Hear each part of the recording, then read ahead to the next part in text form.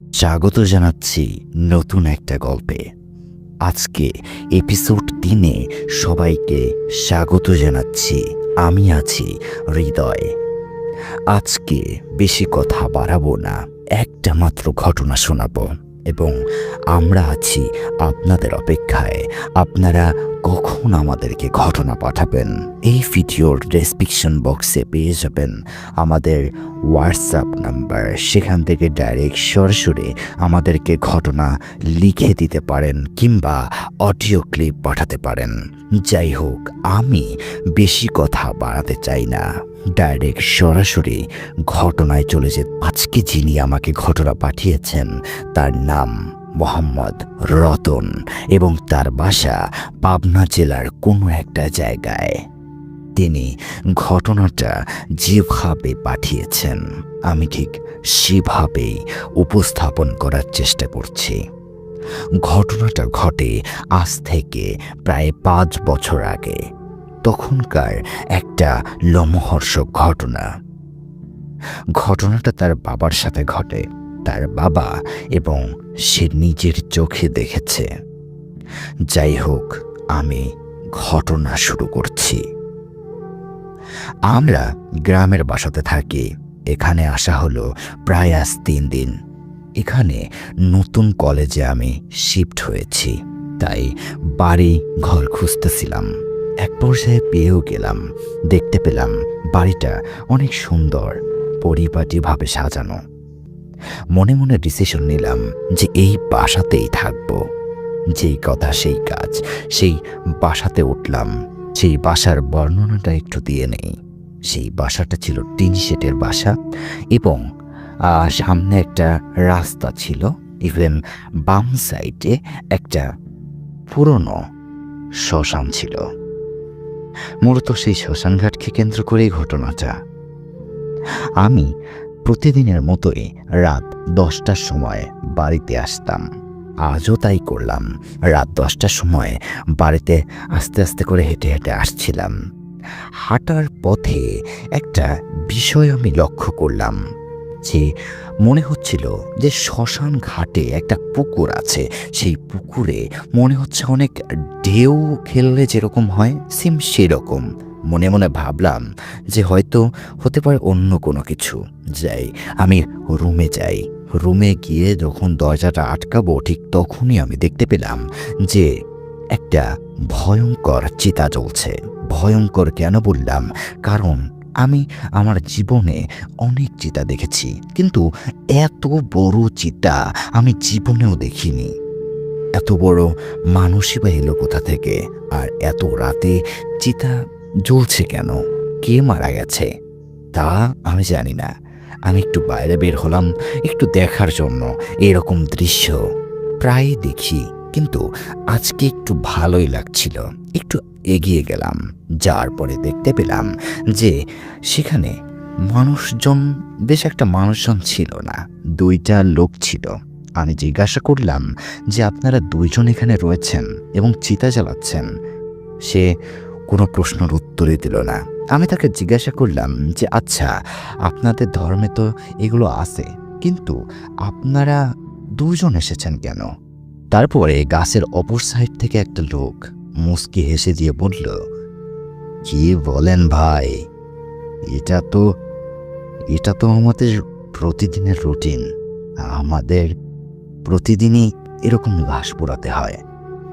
এটা আর এমন কি, আমাদের অভ্যাস হয়ে গেছে। আমি বললাম, অভ্যাস হয়ে গেছে মানে? প্রতিদিনই কি মানুষ মারা যায়? সে বলে, মানুষ মারা যায় বা না যায় সেটা যায় আসে না, কিন্তু এখানে আমাদেরকে প্রতিদিন কাঠ পোড়াতেই হয়। আমি বললাম, আজব বিষয়, মানুষ না মরলে এরকম কাঠ কেন পোড়াবেন? তারপরে আমি সেখান থেকে চলে আসলাম। আসার পরে একটা বিটখুটে গন্ধ আমার নাকে ভেসে আসলো। গন্ধটা শ্মশানের কাছ দিয়ে আসছে, এটা স্পষ্ট। তারপরেও মনে মনে ভাবলাম যে হয়তো শ্মশানঘাটে কিছু একটা হচ্ছে বা শ্মশানঘাটে মানুষ পোড়াচ্ছে, এই জন্য এই গন্ধটা আসছে। আমি রুমে গিয়ে শুয়ে পড়লাম। শুয়ে পড়ার পরে সকালবেলা আমার যাবতীয় কাজকর্ম যা আছে সেরে আমি শ্মশানের দিকে একটু তাকালাম, যে কালকে রাত্রে আমি দেখতে পেলাম যে সেখানে আগুন জ্বলছে। হয়তো হতে পারে সেখানে কাঠ পুড়ে কয়লা হয়ে রয়েছে। একটু তাকালাম, তাকানোর পরে দেখতে পেলাম যে যেমন অবস্থায় ছিল সেম সেরকমই অবস্থায় রয়েছে। আমি তো রাতের বেলায় স্পষ্ট দেখেছিলাম যে এখানে পড়ছে, কাঠ পড়ছে। তাহলে এত ছাই কয়লা কোথায় গেল? এটা মনে মনে ভাবলাম। ভাবার পরে আমার বউকে ডাক দিলাম। আমার বউ আসলো। আসার পরে বলছে যে কি হয়েছে। আমি আমার বউকে সব কিছু খুলে বললাম। খুলে বলার পরে আমার বউ আমাকে বলল, ওসব নিয়ে তুমি ভেবো না, তুমি হয়তো উল্টোপাল্টা কোনো কিছু দেখেছ। এরকম হয় নাকি? এরকম হতে পারে না। আমি বললাম, হতে পারে, এটা আমার মনের ভুল, কিন্তু আমি তো লোকটার সাথে অনেকক্ষণ যখন কথা বললাম, তাহলে এটাও কি আমার মনের ভুল? আমার বউ হাসলো। হাসার পরে বলল, হতেও তো পারে। তারপরে সেই কথাগুলো উড়িয়ে দেই, আর মনে রাখার চেষ্টা করলাম না। একদিন তখন অমাবস্যার রাত ছিল। আমি বাইরে গেছি। গিয়ে একটা বিড়ি খেয়ে এসে যখনই বাজারের থেকে বাইরে আসবো, ঠিক আমি বাজারে গেছি। বাজারে যাওয়ার পরে বাজারের কাজ শেষ করে আমি বাসায় আসছিলাম। বাসায় আসার পরে রাস্তায় দেখতে পেলাম যে আবারও সেই চিতা চলছে। মনে মনে ভাবলাম যে এবার হয়তো সত্য সত্যই মানুষ মারা গেছে। কিন্তু এরকমভাবে মানে এর আগের তো আমি দেখেছিলাম এত বড় মানে এত বড় শ্মশান। মনে মনে ভাবলাম যে একটু এগিয়ে যাই। এগিয়ে গেলাম। যাওয়ার পরে জিজ্ঞাসা করলাম, ও দাদা, এদিকে আসেন। তারপরে আসলো। আসার পরে বললাম, আপনি এখানে আজকেও আবার চিতা জ্বালাচ্ছেন নাকি? সে বলল, দূর মশাই, আমি আমি আপনাকে সেদিনও বললাম যে এটা আমার নিত্যদিনের কাজ, তো আপনি কেন বুঝতে পারতেছেন না বলেন? আমি বললাম, নিত্যদিনের কাজ, কিন্তু সকালবেলা সেই দিন উঠে দেখি যে এখানে কিছুই নাই। একটু ছাই তো পড়ে থাকবে, সেই ছাইও তো নাই। আর সেই লোকটা হেসে বলল, কি যে বলেন না ভাই, আমরা আমরা তো ছাইগুলো নিয়ে চলে যাই। এইগুলো নিয়ে আমরা গঙ্গা নদীতে ভাসিয়ে দেই। মনে মনে ভাবলাম যে গঙ্গা নদীতে ভাসিয়ে দেয়, তো এত তাড়াতাড়ি এগুলো নিয়ে কিভাবে যায়? হ্যাঁ, আর মানুষ তো দুটো, কিন্তু এই দুটো মানুষ দিয়ে কি আদৌ সম্ভব?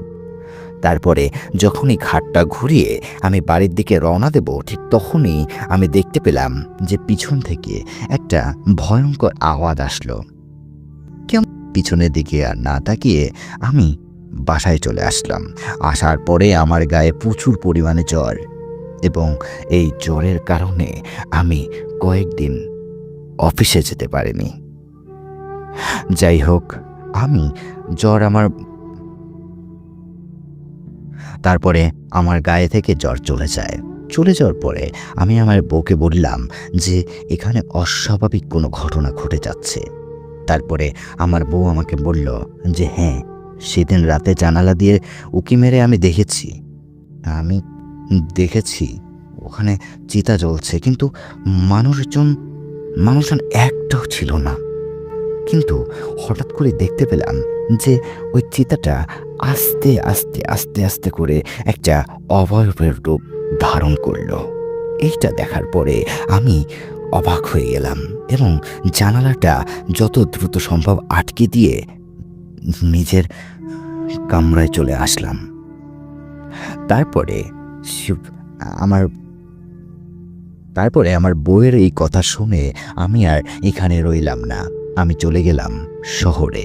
ওখান থেকে দরকার হয় এখানে এসে অফিস করে চলে যাব। যাই হোক, এই ছিল আমার জীবনে লোমহর্ষক একটি ঘটনা। আশা করি এই ঘটনাটা আপনাদের অনেক বেশি ভালো লেগেছে। যদি ভালো লাগে তাহলে অবশ্যই জানাবেন। এইটাই ছিল আজকের এপিসোড, এবং আপনারা অনেকেই জানেন যে আজকে আমরা 3তম এপিসোড শেষ করলাম এবং সামনে আসতে চলেছে 4তম এপিসোড। ততক্ষণ পর্যন্ত ভালো থাকবেন, সুস্থ থাকবেন, আর হ্যাঁ, আমাদেরকে ঘটনা পাঠাবেন। এই ভিডিওর ডেসক্রিপশন বক্সে পেয়ে যাবেন আমার হোয়াটসঅ্যাপ নাম্বার, সেখানে আপনারা আমাদেরকে ঘটনা পাঠাতে পারেন। আসসালামু আলাইকুম, সকলকে বিদায় দিচ্ছি।